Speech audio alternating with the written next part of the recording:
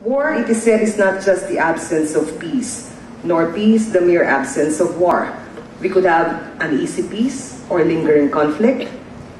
Conflict that could be both acute, yung super talagang matindi as in firefights, or long all-out wars for extended periods. Or conflict could be so benign, such as the situation in many parts of Mindanao where poverty, injustice, lack of access to education and health services are really the bigger stories, more than just the firefights that every now and then assault our front pages. Peace, more importantly, is really, in truth, the absence of injustice or the presence of injustice. War could be a more fundamental thing than just armed conflict. There could be a war of the mind, according to one Muslim journalist, Samira Guto, who admitted, she said, maybe she herself, as a Muslim professional, is suffering from many wars of the mind, such as how we look at us and the others. I guess, having been brought up in Catholic schools, I myself was a product of a Catholic school, and I think we all would know our Bible, the 7 deadly sins, the 7 heavenly virtues, more than we would get to know Marx or Lenin or the social reform and socialist teachings of other authors. But Catholics, or the majority or the affluent, probably know much less about the others, the Muslims, the minority, and the poor. We therefore could not really connect when we see the situation in Mindanao being offered as not just a problem of war, but also a problem of peace. Very often, the media would just offer us images, pictures, sound bites of body counts, or people being maimed, or people fleeing from the firefights. Samira Gutok is saying that actually, as a woman of various parts, the problem is we are all beholden to so many different callings on ourselves. She was, in one of the stories she wrote for the PCIJ, was both activist, mother, Muslim, writer, but also a person beholden to 3 different sets of laws.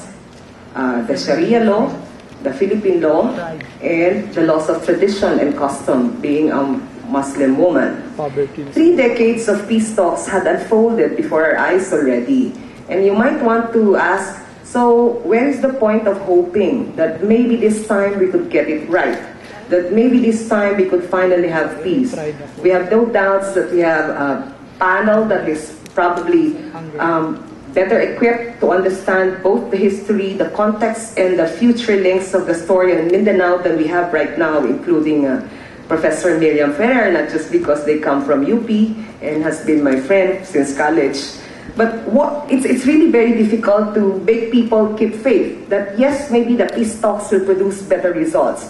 Journalists are not about to put their bets on it at the moment, although they're seeing very good signs of progress on the part of both the MILF agreeing to a broader framework for discussion, or putting down some of the previously strident demands for the Bangsamoro people to be recognized. They're calling themselves Filipinos now. So what in truth is war?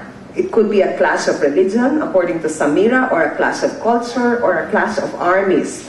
To us, not living in Mindanao, it just remains largely all this. Maybe it's between the Muslims and the Christians. Maybe it's one thing between the Philippine Armed Forces and the Moro Islamic Liberation Front and many other different armed groups that are still there, remnants of the MNLF, or those who take part in the kidnap for ransom gangs. The picture is actually very complicated. And the minimum obligation for us is really to understand better and to study more what the situation is. I myself have to admit that I have a lot of readings and catching up to do to better understand such issues as, more than the clash of culture, religion, or armies that we portray Mindanao or war to be, the realities of poverty or injustice or government neglect, the scope of bad governance or corruption, the lack of education, the lack of jobs, the lack of rights, the issues of ancestral domain of our fellow citizens in Mindanao.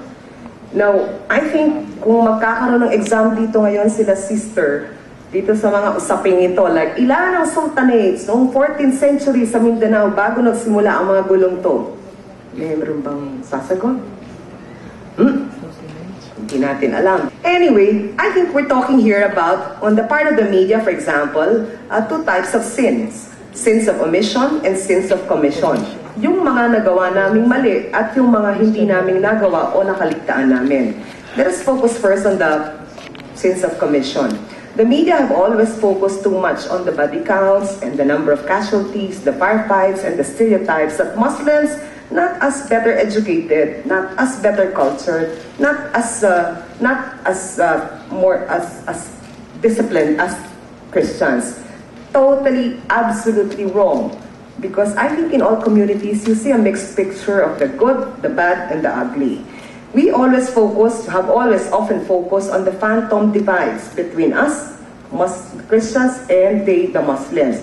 That is not really true, because among the most ardent advocates of peace in Mindanao are Christians who have studied the Muslim faith or the original writings in Arabic of Islam. So the divides, the boxes just do not work, actually. But we still project that in media, and we admit that that could be a sin of commission.